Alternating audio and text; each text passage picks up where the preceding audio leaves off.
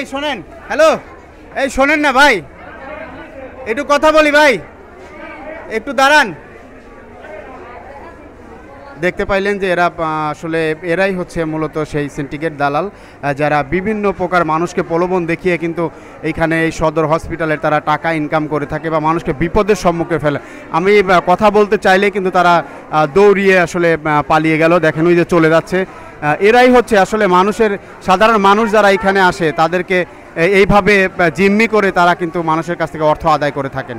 আমরা এখন আছি 250 হাজার পাবনা জেনারেল হসপিটালে। এর যে চিত্রগুলো ছিল সেই চিত্রগুলো এখনও প্রায় অপরিবর্তিতই রয়েছে, কারণ এখানে দালালের উপদ্রব্যটা বলতে গেলে আসলে দালাল জিনিসটা কি, এটা দেখা যাচ্ছে যে বিভিন্ন ডায়াগনোস্টের যে হসপিটালগুলো রয়েছে, বেসরকারি যে হসপিটালগুলো রয়েছে, সেইখান থেকে কিছু লোক এসে এইখানে রুগীদেরকে দেখা যাচ্ছে এক প্রকার প্রলোভন দেখিয়ে ওইখানে রিপোর্ট ভালো হবে বা ওইখানে সে চিকিৎসা ব্যবস্থা ভালো বলে এইগুলো বলে তারা বিভিন্ন হসপিটালে তাদেরকে ভর্তি করিয়ে দেয়।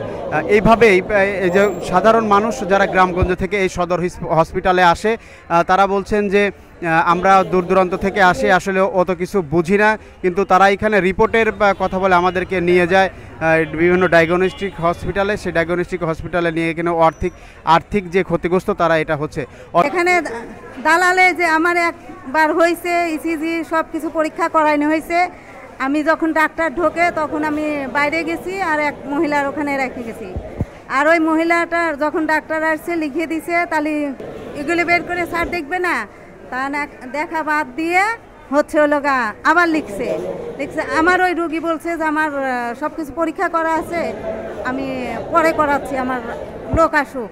তারপরে এখানকার দালাল চক্কর হচ্ছে হলো গা করছে, ওই মহিলাকে জোর করে নিয়ে গেছে, নিয়ে যায় পরীক্ষা করাইছে, বুঝছেন, 4টা পরীক্ষা করাইছে। আমি ওই পরীক্ষাগুলো যে টাকায় করাই তার চাইতে 1000 টাকা বেশি নিছে ওই দালালের। আমি ওই ওষুধ যেখানে পরীক্ষা করাইতে গেছিল ওখানে বলে আসছি যে ওই দালালের আমি এখন যা স্যান্ডেল দিয়ে মারবো।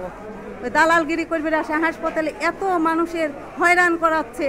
এখানে তো মানুষ চিকিৎসার জন্য আসে, এখানে কি মানুষ খেলা করতে আসে, আর টাকা পয়সা সবারই অভাব আছে।